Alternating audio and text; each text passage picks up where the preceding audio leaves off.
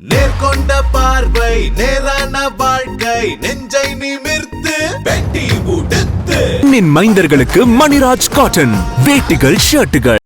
சட்டப்பேரவையில் எதிர்க்கட்சி துணைத் தலைவர் இருக்கை விவகாரத்தில் அதிமுகவின் கோரிக்கை குறித்து மறுபரிசீலனை செய்யுமாறு முதலமைச்சர் மு.க.ஸ்டாலின் சபாநாயகரிடம் தெரிவித்த நிலையில் இதுகுறித்து அரசியல் விமர்சகர்களின் கருத்தை தற்போது பார்க்கலாம்.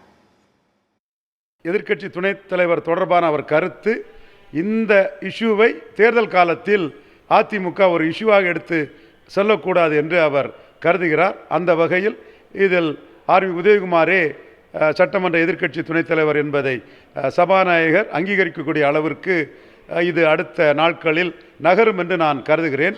குறிப்பாக அதிமுகவை பொறுத்தவரையில் அவர்கள் இந்த பிரச்சனையை மையமாக வைத்து திரு ஓபிஎஸ் அவர்களை திமுகவின் ஆதரவாளர்கள் என்றும் திமுகவின் ஏஜென்ட் என்றும் கூறி வந்தார்கள்.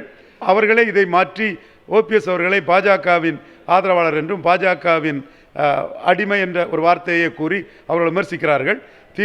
திமுக தலைவரும் தமிழக முதல்வரும் தேர்தலை நெருங்கும் போது இதனை அதிமுகவிற்கு ஒரு இஷ்யூவாக அதிமுக கையாளக்கூடாது என்று ஏற்கனவே இருந்த நிலையில் மாற்றத்தை ஏற்படுத்தி அதிமுகவின் சட்டமன்ற கட்சி துணைத் தலைவர் எதிர்க்கட்சி துணைத் தலைவராக ஆர்.வி. உதயகுமாரை அங்கீகரிப்பதற்கு வழிவகை செய்திருக்கிறார் என்றே நான் பார்க்கிறேன். நேர்கொண்ட பார்வை நேரான வாழ்க்கை நெஞ்சை நிமிர்த்து வெட்டி உடுத்து மைந்தர்களுக்கு மணிராஜ் காட்டன் வேட்டிகள் ஷர்ட்டுகள்.